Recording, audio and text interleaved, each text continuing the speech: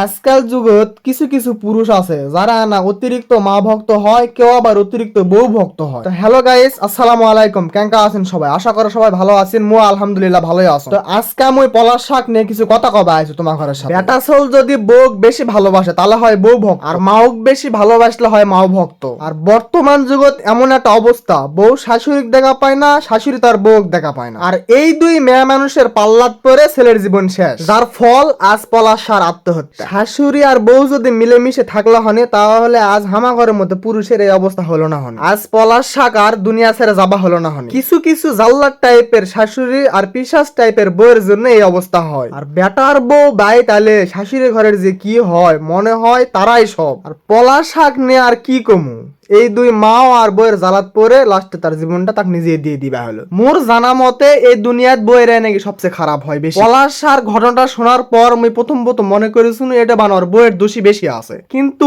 নয়।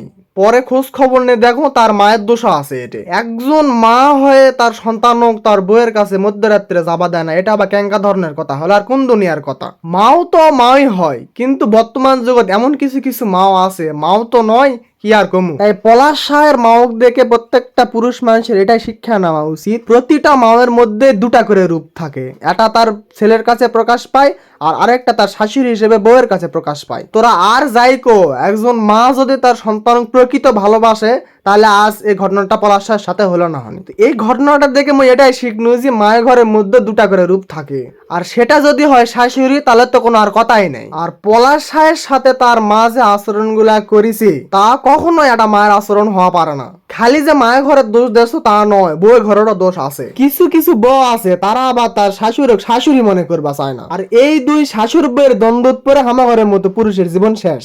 তাই সব পুরুষের ক্ষেত্রে মোর এটাই উপদেশ, তোরা অতিরিক্ত মাও ভক্ত হোস না, অতিরিক্ত বউ ভক্ত হোস না। দিন শেষে তুই একটা পুরুষ, তুই যদি সঠিক পুরুষের মতো চলা পারিস তাহলে দেখবো সব ঠিক থাকবে। পলাশ শাহের মতো তোকার জীবন দিবা হবে না। তো কথা আর বেশি বাড়ানো না, আজকে এই পর্যন্তই। সবাই ভালো থাকবেন, সুস্থ থাকবেন এবং মোর জন্য দোয়া করবেন।